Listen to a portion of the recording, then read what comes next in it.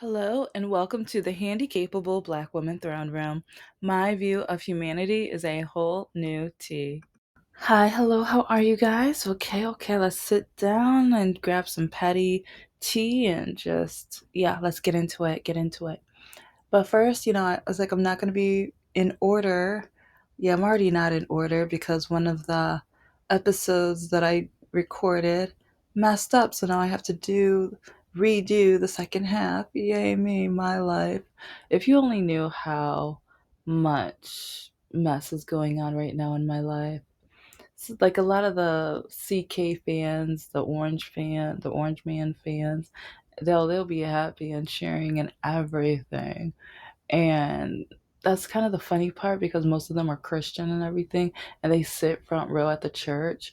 But that's one, like, I am a Christian, but I'm learning about the brainwashing. I'm learning about just the awful treatment that a lot of them give to those who are not like them. And that's one reason why I am a progressive Democrat liberal.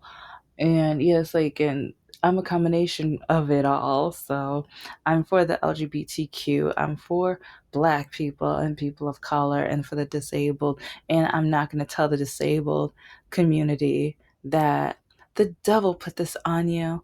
God would never make the mistake, and blah, blah, blah, blah, blah. So, shut up.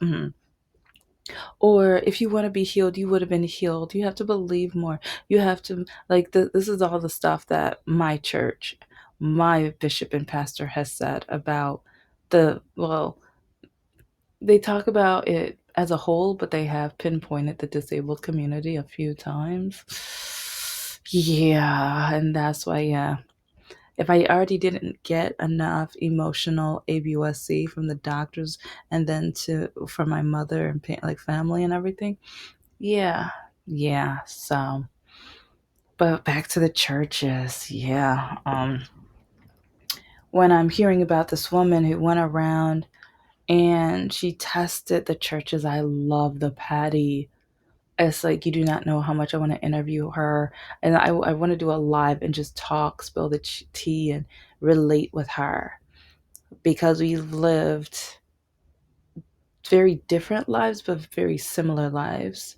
Because even her testing them, like she's seeing like a lot of the people on Facebooks are haters, or there are like tons of people pouring love, and I love it. I'm like, pour more love right now, because it's like the more love she can get, we can dilute the haters, because a lot of them are trying to judge her for being a lesbian, for being a stripper. And part of me is just like, hey, strippers got a job. That's a job. Entertaining some of these men, that's a job. That, it's like, and it's really crazy. It's like, I'm gonna probably talk about it, and not like, yeah, there's so many different topics and episodes I should do, but it's like men go back and forth because they try to tell us what to wear, how to wear, and like makeup and going natural. But then when you see them on Instagram and who they try to DM, it's like the total opposite of who they say they want, and or they match with a woman who is made up and everything. But then once they date you, it's like, well, this happened to me with Mr. No Heart. But it's like I wasn't all glammed up at all. It's like it's kind of funny because now I'm starting to become more dolled up than I was before I met him. But after we started dating, every time like a guy would, like when we were grocery shopping or in public somewhere, a guy would open the door or grab something from me, or like say I was pretty or beautiful, and he would ignore me for the rest of the day. And it was just to the point where it's just like, how are you punishing me?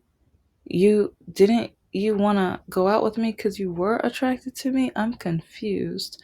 Am I not supposed to be attractive anymore because I'm with you? Like, but yeah, people want to judge her because, you know, she's also a lesbian, but also a stripper. And it's just like, she's living her life, mind your business.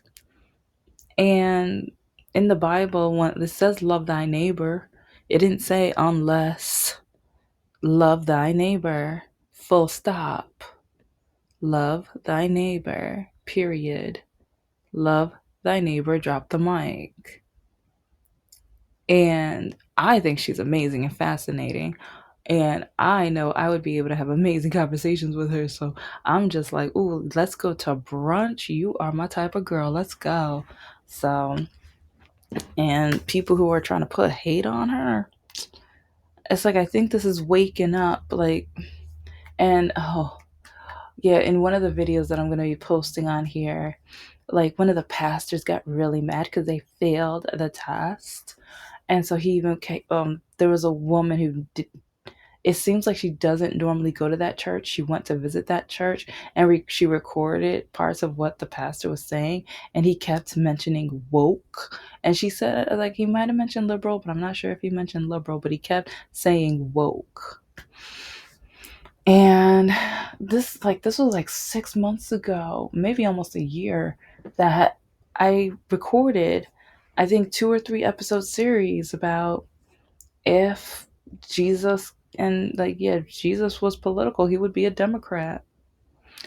Oh yeah, I got thumbs down. Like no one saw that video because I think first person that saw it, they did. I don't even think they watched or listened to it. They just did a thumbs down. But yeah, I'm getting more and more evidence that I'm right, and I think the Christian or the MAGA, yeah, the MAGA Republican right, they are so upset. They are so upset that we keep proving them wrong. And that just makes them cringe. They hate that. But they feel like they tarnished the word woke. They think it's so bad in me, but we still know what the real meaning of it. We wipe off the rust. We know what being woke means. We know the beauty with being woke and understanding and loving and caring. Everything that we thought the churches were supposed to be. And even one of the people in one of the videos was just like, the Muslim community are supposed to, they have to, they're obligated. Christian churches were not. Okay, so why do we, yeah, tithes and offering.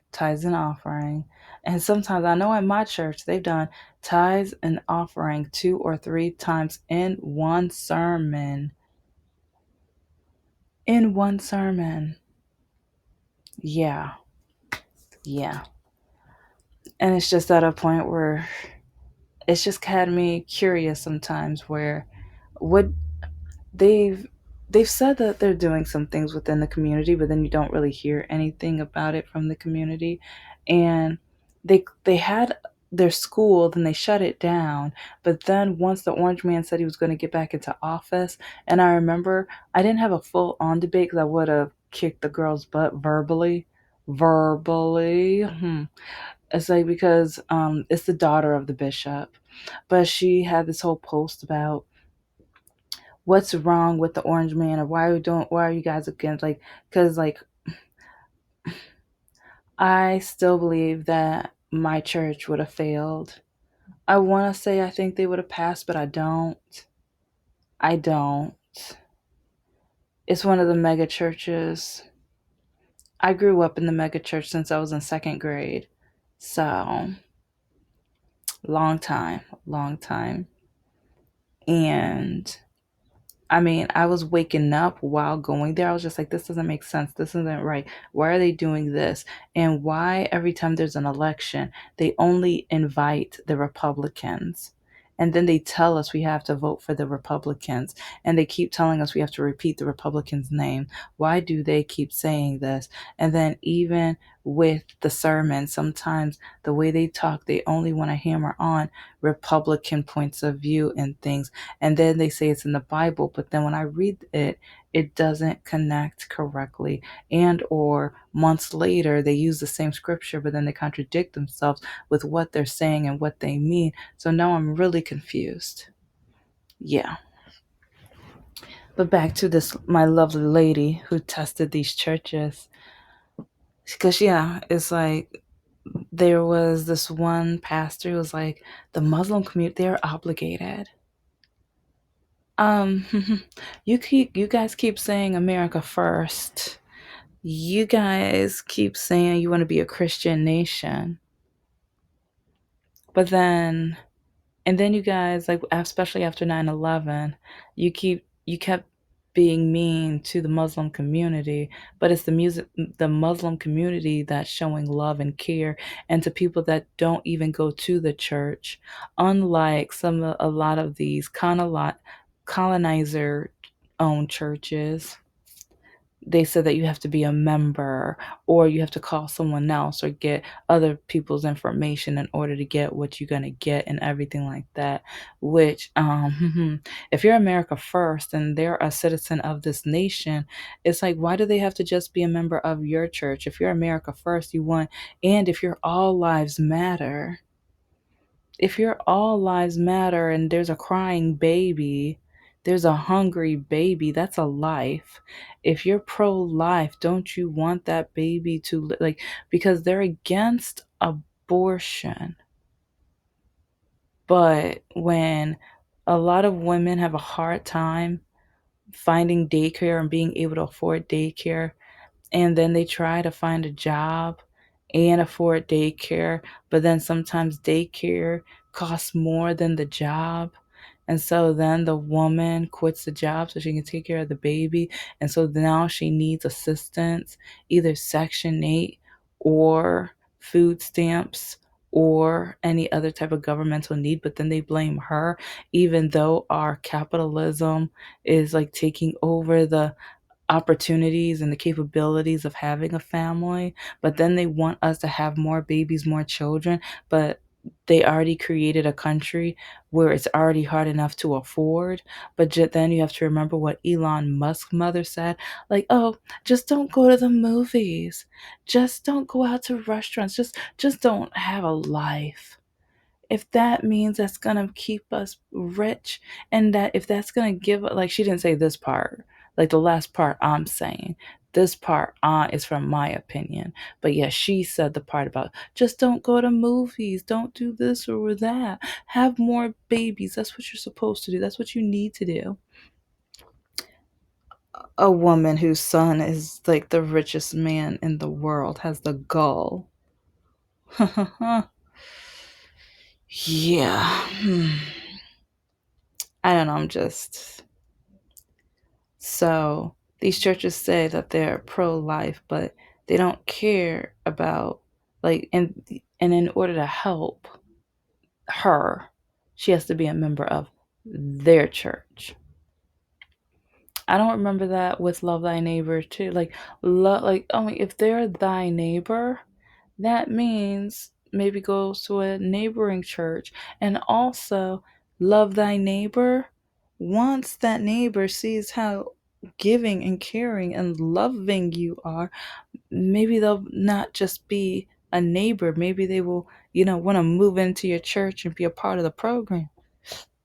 But I mean, part of me, I'm like, I'm confused. I'm like, so you think rejecting them, you think telling them that they have to be a member will then force them to come Sunday and start being a member in order to get the items that they need when they're already on a hard time, when they're already stressed out, when maybe she feels alone and like no one loves her. You think that's gonna help her mental health? Like, because I remember that one, no, like, in my opinion, that awful, terrible, heartless jerk of a pastor who said it takes no talent to have a baby. He's like, even though some women miscarry and die and everything like that, yeah, he had the nerve to say, it takes no talent to. It's like, that's why sometimes when men say this, ooh, it's like, if we have a next life, I hope they come out female. I hope they have like the most dreadful cycles too. I do. I do. I don't even care. I do. I was like, I've had a nightmare of, like, so yeah, it's like with some of the things women go through, oh, I hope they go through it so, like, mm-hmm. But it's like, you have men out there saying that it takes no talent and everything like that, and they expect women just deliver all these babies.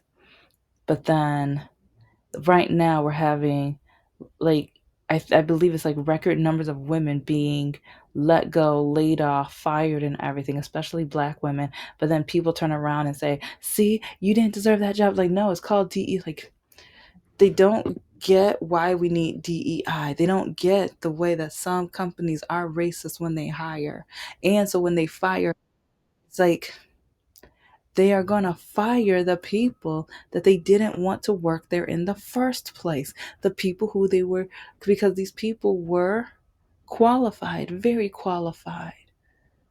But they don't want to fire the white people. They want them to stay there to work. So it's just, but some of these women are parents, are mommies, are taking care of their babies, trying to feed their babies. They might be the ones that need to call in for the formula, that might need to go to the food pantries to get a box of food. But it's like now we're finding out how some of these churches feel about us. They want our tithes and offering. They want our tithes and offering. They want our help in time of hour. They want us volunteering and everything like that. It's it's amusing to me. Okay, because for one reason, I kind of think that a lot of these pastors are trying to reply because we poke their egos in the wrong way, you know. And also, it's like I've been thinking a lot about even the demographics, or because I grew up in the church, like since I was a little girl. I don't even know when I started going to church. I was so young, and even the church that I call my church home, which I'm looking around to move, but been going there for 25 years. No, over, like, oh my God, like, no, dang it. Okay, I think, yeah, 30, no, almost 30 years. So, yeah, over 25, between 25 and 30 years or whatever. So, actually, yeah, no, I'm at 30. It's not, yeah, I'm over 30 actually. Dang, I'm starting to feel it. Okay, yeah, millennial, whatever. Okay. Anyway, so thinking about a lot of the Christian people I know versus a lot of the atheist spiritual people I know, it's crazy how when I wasn't even in physical, like, item need, it was more emotional need. It was always the atheists and the spiritual people that I could lean on. The religious people, they, like, especially when it came to my undiagnosed walking, they blamed me. They blamed me. Or they accused me of being a liar, so they would turn around and tell my perfect sister that I'm lying or making it up, or I just want attention and things like that. The same thing the doctor said. And yeah, the whole nightmare of it all, which, if you don't know, then catch up on the 500 episodes and everything like that. But I could always lean on my, like, and so, okay, I'm not going to say 100% because there are some of my Christian friends, but some of those Christian friends are the non-stereotypical Christian friends. It's like a lot of my Christian friends who did call me, especially when I was mentally just at my lowest, because when I needed the surgery, and because my, like, and I was crawling around the house, I felt like nothing. I felt like I was worth nothing. I felt just, ugh. But one of my best friends, who was Christian but LGBTQ plus community, I remember he called me, I think the night before no, it was a couple nights before the surgery, and he does not know how much, like, and I told him, I did give him his flowers, and I told him that he does not realize how much he helped me, because even when I try to tell some of my Christian friends, it's like, or even when I told one of my, I thought I thought we were close. I thought we were good friends. And ironically, like, yeah, just like a day or two ago, I got some kind of invite to one of their events or parties. Only when it benefits them do they want me to come and tag along. But then when I needed support when my mother died and then had the surgery, they didn't care. And these are people that supposedly go to church every single Sunday. Every single, like, and they're so Christianly or religious. But it's like a lot of the so-called friends that are religious, they didn't care. Or they told me to just pray about it.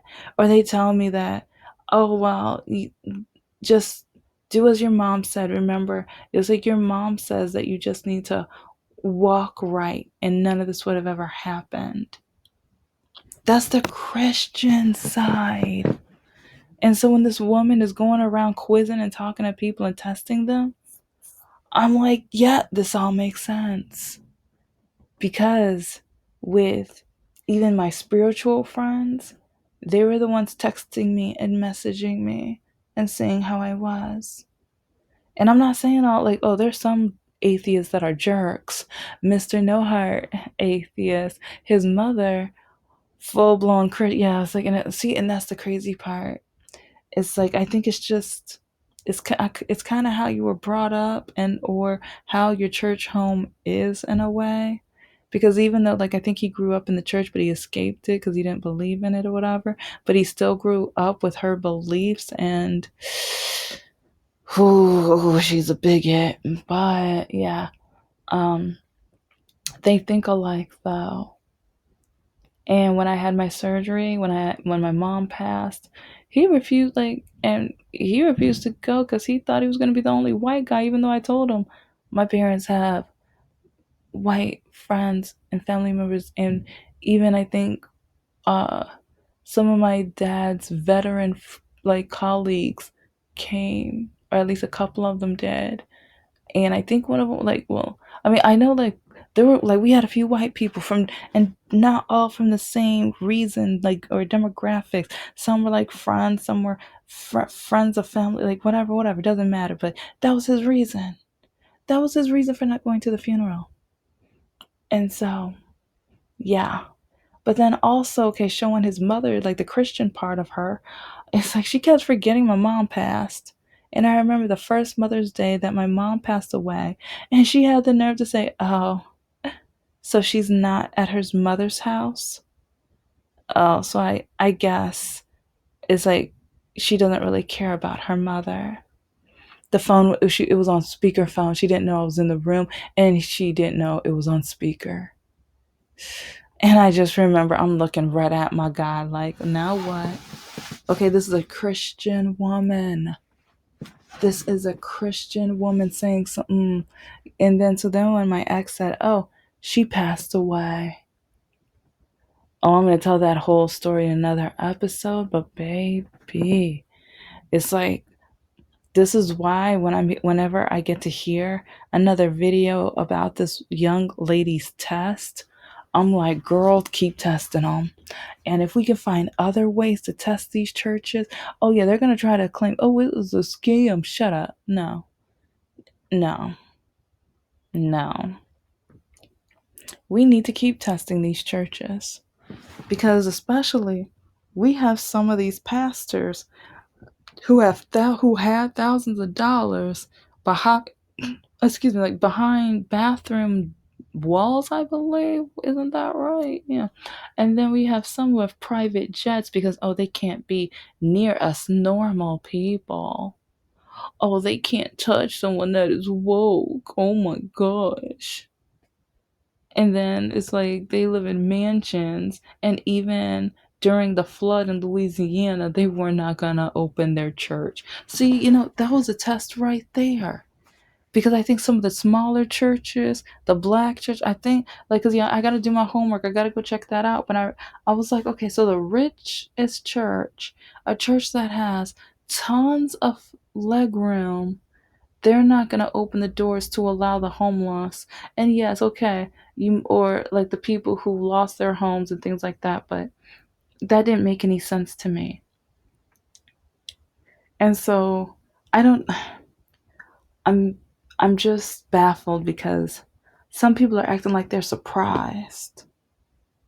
And I talk about that more in another episode, so I'm not gonna stay on the Louisiana part. But come on, guys, that should have woken you up in the first. Cause that, like, I grew up in the church, and I was naive and everything like that, and I was believing everything that he said and like they said, because even the guests and everything like that. But then as time went on, I started waking up and learning and like everything. Oh, because another reason we need to be careful of these colonizing pastors and these colonizing churches. When you're hearing some of these colonizer pastors, some of these white pastors telling you that slavery wasn't that bad and slavery is in the Bible, so it's okay and things like that. Yeah, if you agree with him, yeah, test on, sweetheart. Test on. It's like some of the hateful, awful things some of these pastors are saying about women. Test on. While they're getting up on their like expensive planes and jets, while they're going into their $1 million mansions, but then they can't help somebody who needs to feed their babies, but they are not pro-choice. But at the same time, if a mom needs to feed their babies, they're kind of like, well, hope you find somebody. Hope you're able to get help, or we're not helping you. But then they want, like, the owner of the church is literally walking into $1 million house, traveling the world on the tithes and offerings of the people. Shouldn't the tithes and offerings be going for formula for people feeding the hungry? And it's like, then they do have the holiday drive-in. It's sometimes I wonder, it's like, how, well, you know what, I'm not even gonna, I'm gonna do some research of my own, because I after this test, I'm really wondering about when you say that you've been through church trauma and people laugh at you, and those people are the church members or the churchgoers, and then when people tell me there's no such thing as church trauma, and I've said this several times, but I'm gonna say it until it kicks in.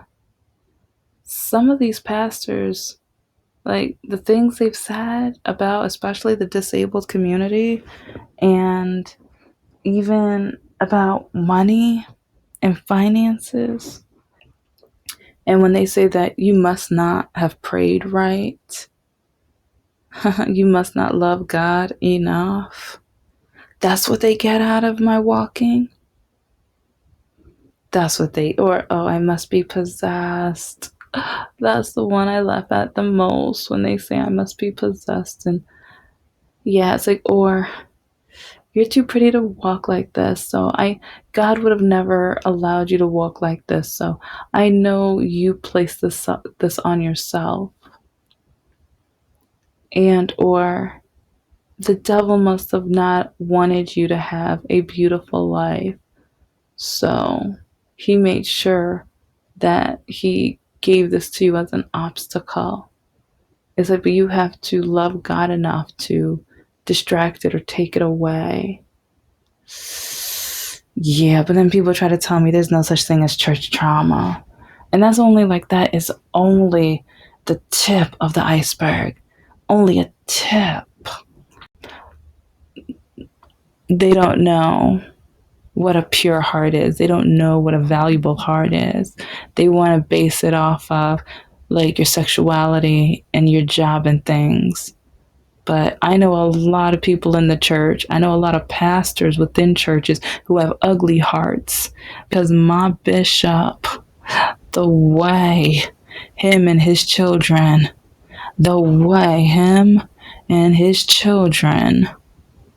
uplift and talk about the orange man, I'm pretty sure they would have failed.